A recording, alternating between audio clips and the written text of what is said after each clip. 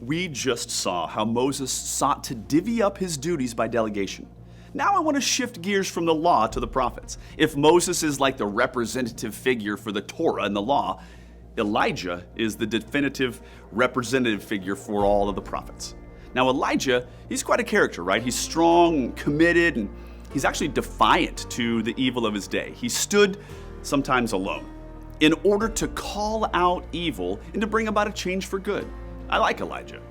Now, donning camel skin and a leather belt, Elijah's ministry was well known for the miracles and all this miraculous stuff. Most people actually think that the pinnacle of his ministry, both figuratively and literally, was on Mount Carmel. You see, people think that Elijah, when they think of him, they think of that big moment on Mount Carmel, right? That epic showdown between Elijah and the prophets of Baal.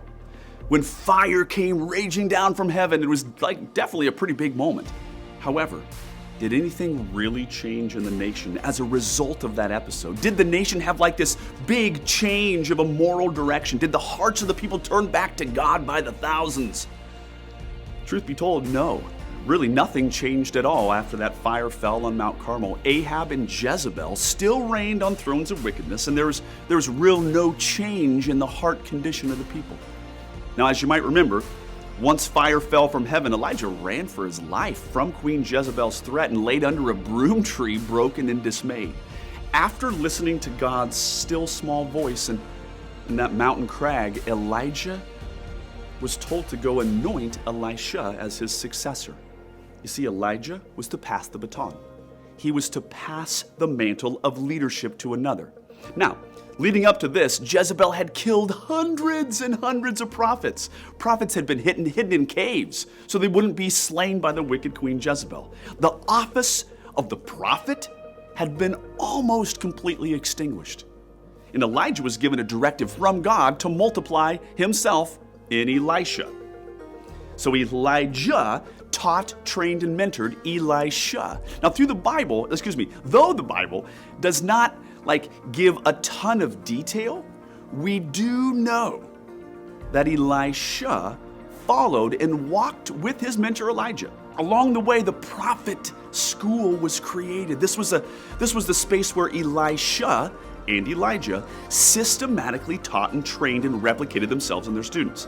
Now, by the time Elijah was taken up to heaven, the prophets and the sons of the prophets were told to stay on the other side of the Jordan River.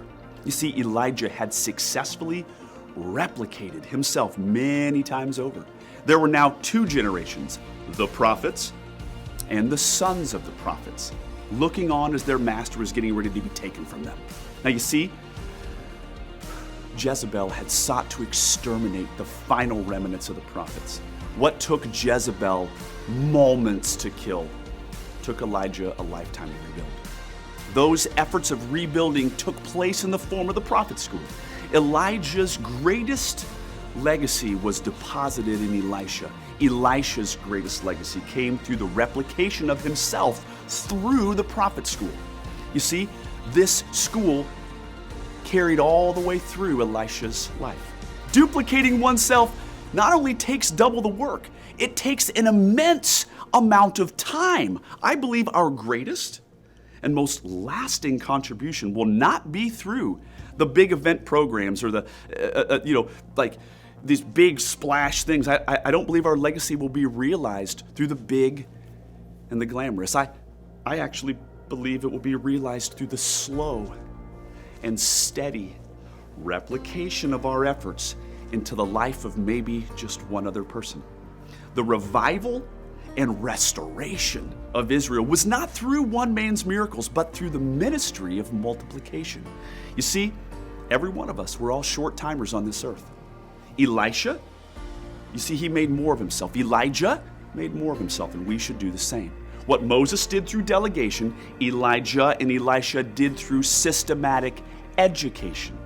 We do not know really anything about the content, the process, nor the pedagogy. We do know, however, that it took time, likely decades, before all of these results were achieved.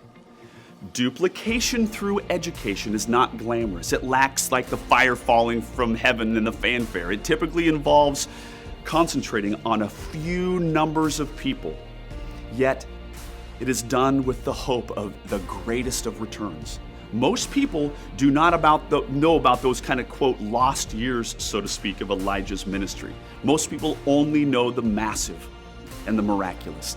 Yet I believe Elijah's obedience to anoint Elisha, that was his lasting legacy.